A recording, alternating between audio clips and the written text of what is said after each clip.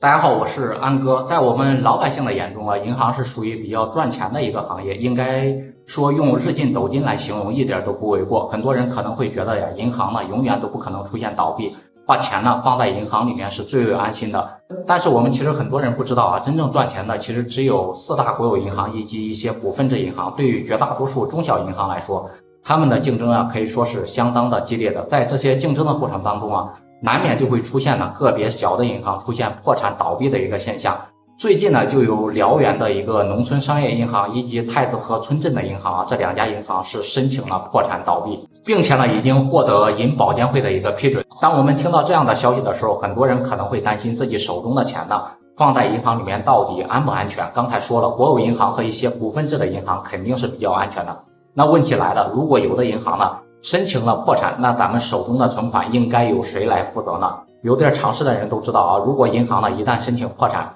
咱们存入银行的存款加利息不超过50万的，是可以获得全额的一个赔付的。如果你的存款加利息是超过50万以上的，对于超出的部分呢，是要等到接管银行对破产银行的资产和负债进行一个全面的清算完毕之后呢，再按照一定的比例对咱们的储户呢进行一个相应的赔偿。在实际生活当中啊，我们广大的储户呢又该如何应对这种情况呢？第一点就是我们存钱的时候呢，最好是要存入这种国有银行，像建设银行、农业银行、中国银行以及工商银行。虽然说国有银行的利率相对比较低，但是它有安全性的保证啊，它是最安全、最有保证的，也不可能出现这种倒闭破产的现象。第二点就是我们把钱存入银行的时候呢，必须要看清楚自己购买的是理财产品还是定期存款啊，因为很多人在银行存款的时候，一不小心呢就被银行的某些保险人员给忽悠了，存款呢一下子就变成了理财产品。如果呢是变成理财产品，一旦银行呢有一天发生倒闭的话，那么是无法获得赔付的。那第三点就是我们在存钱的时候，一定不要贪图一些小银行的高利息啊。